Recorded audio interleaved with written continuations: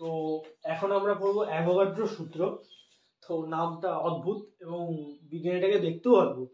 তোমরা যদি বইয়ে ছবি দেখো বা গুগলে ছবি দেখো, আমি এখানে বিজ্ঞানীর ছবিটা দেওয়া হয়নি, মানে একটু কেমনটা সেই লাগে, মানে চুলগুলো একটু এরকম দুদিকে অন্যরকম টাইপের, আর নামটা অন্যরকম। সেই অ্যাভোকাডো ফল হয় না, বাজারে এখন বেরিয়েছে, ওই এরকম আর কি দেখতে। আমি তো প্রথমে যখন ফোন ইউজ করতাম ইমোজি থাকতো না, ইমোজিতে দেখে এই ফলটাকে ভাবতাম হয়তো পেয়ারা, কিন্তু এখন এই নতুন নতুন ফল সব বাজারে বেরিয়েছে, ঠিক আছে। এটা হচ্ছে অ্যাভোকাডো ফলটার নাম, কিন্তু আমরা যেটা পড়বো সেটা হচ্ছে অ্যাভোগাড্রো, ঠিক আছে। গুলিয়ে ফেললাম না, হলো পরীক্ষা হলে অ্যাভোগাড্রো এসছে অ্যাভোকাডো লিখে দিলাম, যাচ্ছে তাই ব্যাপার হয়ে যাবে। তো যাই হোক, অ্যাভোগাড্রো একটা বিজ্ঞানীর নাম, ইনি একটা প্রকল্প দিয়েছে। অ্যাকচুয়ালি এটাকে আমরা সূত্র বলি না, এটাকে আমরা প্রকল্প বলি।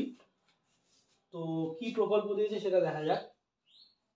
প্রথমে আমাদের দেখতে হবে যে এই দেখো, এই ছবিটা দেখো ভালো করে, এখানে একটা কি আছে, ঘর আছে, ঘরে আছে অনেকগুলো চেয়ার। আচ্ছা, এবার দেখা গেল এই ঘরে 30টা চেয়ার আছে, তাহলে এখানে কি 50 জন বসতে পারবে? পারবে না। এবার কেউ বলতে পারে যে কেউ মাটিতে বসে পড়বে, না সেটা বলছি না। 30টা চেয়ারে কি 50 জন বসতে পারে? একদমই না।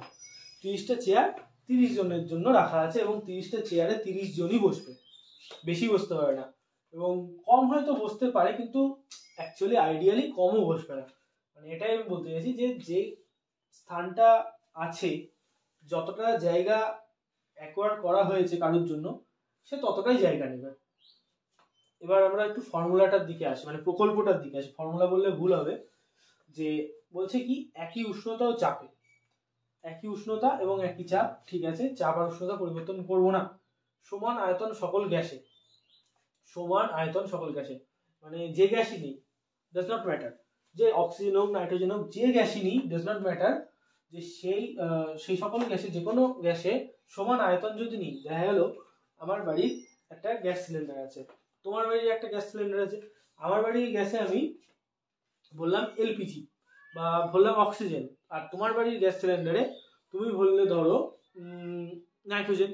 আমার বাড়িতে আছে অক্সিজেন, তোমার বাড়িতে আছে নাইট্রোজেন, গ্যাস সিলিন্ডার একই রকম দেখতে, অর্থাৎ আয়তন এক। এবং আমি এমনভাবে বললাম, যদি আমার গ্যাস সিলিন্ডারের যে প্রেশারটা আছে, যে চাপটা আছে, সেটা যদি 2 অ্যাটমসফিয়ার হয়, তুমি যখন নাইট্রোজেন ভরবা তোমার সিলিন্ডারে, তখন সেটারও চাপ যেন 2 অ্যাটমসফিয়ারই হয়। অর্থাৎ উষ্ণতা ও চাপ আমি এটা সমান রাখবো এবং আয়তনটাও সমান রেখে দিলাম। তাহলে পরে আমরা যেটা দেখবো, যে গ্যাসের যে মলিকিউল হয় না, মলিকিউল মানে গ্যাসের অণু, মানে এর আগে যখন ভিডিওতে আমরা দেখলাম সেই ছোট্ট ছোট্ট গুলি পাত্রের গায়ে টাক টাক করে লাগছিল, ওরকম ঠিক মলিকিউল, অর্থাৎ অণু, অর্থাৎ ওই ছোট ছোট গুলিগুলোই ধরে নাও তুমি। তো আমার সিলিন্ডারে আমি যখন অক্সিজেন ভরছি, আমার দেখা গেল আমি অক্সিজেন যখন ভরলাম, গ্যাসটা যখন ভরলাম, দেখা গেলো 1 লাখ অণু ধরলো, অর্থাৎ 1 লাখ ওই ছোট ছোট অক্সিজেনের গুলি ধরলো। এখন তুমি যখন তোমার বাড়ির সিলিন্ডারে যখন নাইট্রোজেন ভরবা, গ্যাস কিন্তু আলাদা, আমার অক্সিজেন তোমার নাইট্রোজেন, কিন্তু যেহেতু চাপ সমান, উষ্ণতা সমান এবং আয়তন সমান, তোমার বাড়ির সিলিন্ডারেও 1 লাখ অণুই ধরবে। অর্থাৎ চাপ এবং উষ্ণতা যদি সমান থাকে, তাহলে একই আয়তনে, যে কোনো পাত্রে একই আয়তনের যে গ্যাসই হোক না কেন, তার সংখ্যা, তার মোল সংখ্যা সর্বদা সমান হবে। এইটাই হলো মেন কথা, এটাই এখানে লেখা আছে। আর একটা পয়েন্ট কি, আর একটা জিনিস যেটা, সেটা হলো যে স্থির উষ্ণতা চাপে কোনো গ্যাসের আয়তন গ্যাসটির মোল সংখ্যার সঙ্গে সমানুপাতিক। আচ্ছা, মোল সংখ্যা জিনিসটা কি? মোল সংখ্যা জিনিসটা কিছুই না, ধরে নাও একটা সংখ্যা। এখন মোল সংখ্যা বলতে আগে বোঝার জন্য প্রথমে ধরে নাও জাস্ট একটা নাম্বার, 5 হতে পারে, 10 হতে পারে, 15 হতে পারে, যাই হোক। কিন্তু এই মোল সংখ্যাটা নির্ভর করবে গ্যাসের আয়তনের উপর। মানে একটা কমন ব্যাপার, একটা বেলুন আছে, এই যেখানে একটা বেলুনটার ছবি দিয়ে দিয়েছি। তো এই যে এখানে একটা বেলুন আছে, এই বেলুনটাকে আমি ফোলাচ্ছি, ফোলানো মানে কি, হাওয়া দিচ্ছি। বা সাইকেলের দোকানে গেলে সাইকেলের টায়ারে হচ্ছে চাকায় হাওয়া দিলাম। এবার যখন আমরা হাওয়া দিচ্ছি, জিনিসটা ফুলবে, বেলুনটায় হাওয়া দিচ্ছি, বেলুনটা একদম চুপসানো ছিল, ফুলছে। ফুলছে কেন? ফুলছে এটা কেন? আমরা হাওয়াটা দিচ্ছি বলে। মানে কি, এর ভেতর গ্যাস মলিকিউল আমরা ঢোকাচ্ছি, ঠিক আছে, এর ভেতর গ্যাসের মলিকিউল আমরা দিচ্ছি, সুতরাং মানে গ্যাসের অনুসংখ্যা বাড়ছে এর ভেতর। প্রথমে দিলাম 5, বেলুনটা হলো এরকম, তারপর আরো ফু দিলাম, মূল সংখ্যা দিলাম বা গ্যাসের অণু সংখ্যা দিলাম 10, আরো বাড়লো, আরো ফু দিলাম, আরো বেড়ে আরো ফুলে গেল, আরো বড় হয়ে গেল। আবার সাইকেলের চাকার ক্ষেত্রেও ঠিক তাই, আমরা হাওয়া দিচ্ছি, গ্যাসের অণু যাচ্ছে, তাই না? ফুলছে কি করে? এমনি এমনি তো ফুলছে না, গ্যাসটা আমরা দিচ্ছি বলে ফুলছে। সুতরাং মানে কি, গ্যাসের অণু এর ভেতর যাচ্ছে। তো গ্যাসের অণু যাচ্ছে বলে এর আয়তনটা কিন্তু বাড়ছে, এটাই হলো মেন কথা। মানে কি, গ্যাসের অণু আমরা যত দেবো তত তার আয়তন বাড়বে বা বাড়ার চেষ্টা করবে। তো এটাই এখানে বলছে অ্যাভোগাড্রো প্রকল্পের একটা এখানে পয়েন্ট, এটাই বলছে, এটাই লেখা আছে, বইয়েও লেখা আছে দেখবা, স্থির উষ্ণতা ও চাপে কোনো গ্যাসের আয়তন গ্যাসটির মোল সংখ্যার সাথে সমানুপাতিক, অর্থাৎ মোল সংখ্যা যত বাড়বে আয়তনটাও ঠিক ততটাই বাড়বে। তো এই জন্য গ্যাসের হচ্ছে যে আমরা আয়তন যদি বলি, আয়তনকে লেখায় ভি দিয়ে, এবং মূল সংখ্যাটা এখন জেনে রাখো, মূল সংখ্যা লেখায় এন দিয়ে, ঠিক আছে? এবার সমানুপাতিক মানে কি, প্রপোর্শনাল টু, ঠিক আছে? তাহলে V proportional to N, V proportional to N.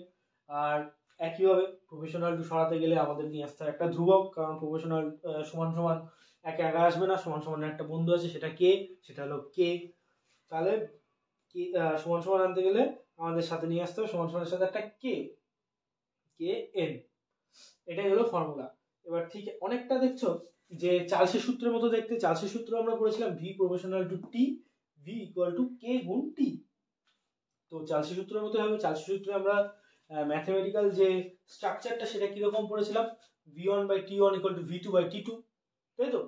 এখানেও ঠিক তাই লেখা আছে, এখানেও ঠিক তাই লেখা আছে।